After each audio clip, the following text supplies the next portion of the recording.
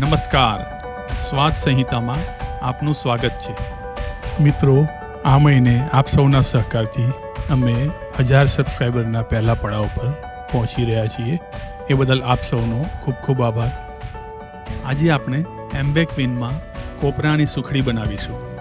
એને માટે આપણે જોઈશે 250 ગ્રામ ઘઉંનો લોટ, 150 ગ્રામ દેશી ગોળ, 2 ચમચા ઘી, 100 ગ્રામ કોપરાનું છીણ. કોપરાનું છીણ શેકી લેવું.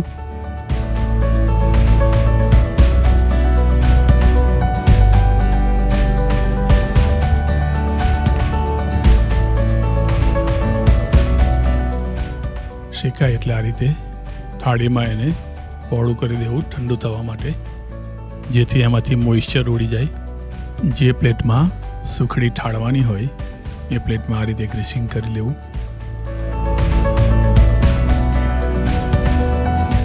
હવે ગરમ થાય એટલે એમાં સૌથી પહેલું ઘી રેડો અને ઘઉંનો લોટ નાખી દો અને મિક્સ કરો.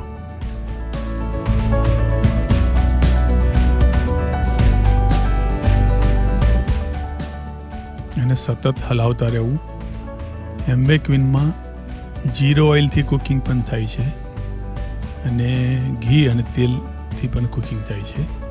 ફાયદો એટલો રહે છે કે ઘી કે તેલ બળતું નથી, એમાં એને યુનિફોર્મ હીટ મળ્યા કરે છે, એટલે ઘીના જે ગુણ છે એમના એમ જળવાઈ રહે છે અને સ્વાદમાં વધારે સારી બને છે.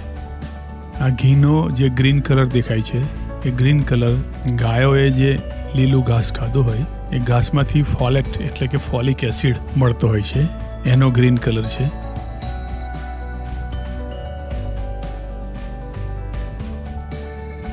લોટ શેકાઈ જાય એટલે એની સુગંધ આવશે અને લાલાશ પડતો થાય એટલે એમાં ગોળ નાખી દેવો. આપણી ટ્રેડિશનલ મીઠાઈઓનો ફાયદો છે. આ ગોળમાંથી આપણને આયર્ન મળે છે. આયર્નને એબ્સોર્બ કરાવવા માટે ફોલિક એસિડ સાથે લેવું પડે, તો ઘીમાંથી તમને ફોલિક એસિડ મળી જાય. હિમોગ્લોબિન બનવા માટે, હિમો એટલે આયરન અને ગ્લોબિન એટલે પ્રોટીન, આયરન અને પ્રોટીન બે મળીને હિમોગ્લોબિન બનતું હોય છે. ઘઉંમાંથી પ્રોટીન મળે છે.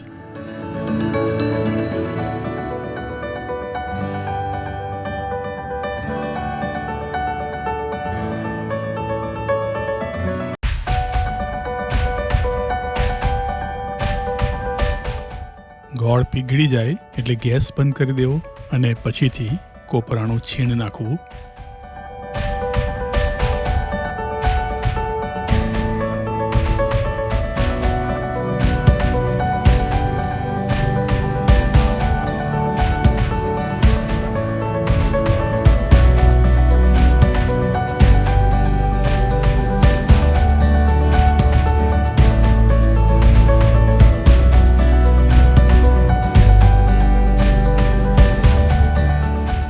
બરાબર મિક્સ થઈ જાય એટલે પ્લેટમાં ઠારી દેવું.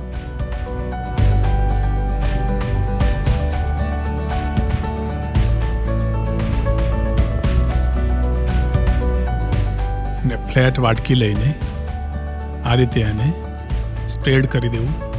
ધારો બરાબર બાંધી દેવી.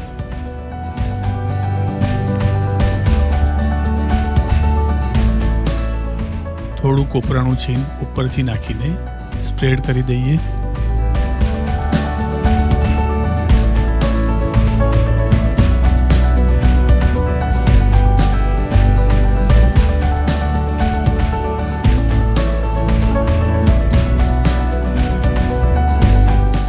અને ગરમ ગરમ જ એને કાપી લેવું અને ચોસલા પાડી લેવા.